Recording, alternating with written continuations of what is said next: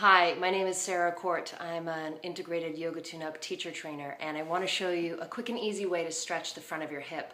If you sit a lot, the front of the hip tends to get really short and tight, and it becomes hard to then have the leg go into extension when you walk, which is that the leg is actually supposed to go back behind you. And that leads to this condition we lovingly refer to as quad walking, where you're just sort of flicking your legs in front of you. In Yoga Tune-Up, we have a pose called monk walks, which is a dynamic pose. And I'm going to show it to you today as a static pose so that we can really focus on that hip extension. So when I go to do a stretch of the front of my hip, a lot of the time what I see people do in this kind of attempt to get the stretch is they go into like a really deep lunge.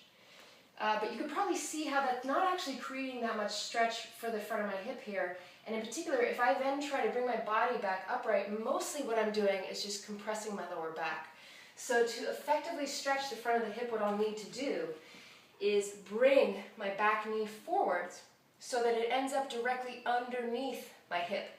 The lunge is much shorter, and I can create a sort of squared off relationship with the pelvis, so that my two hips aren't wonking in either direction. And it's actually a lot of work to be here, believe it or not. You can do a couple of things. You can isometrically contract by kicking forward, which is going to stretch, put more emphasis on the stretch of the front.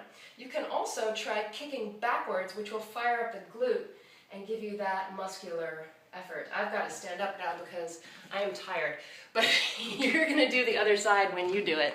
And I recommend trying to do it like once a day, especially if you sit a lot. All right, thank you.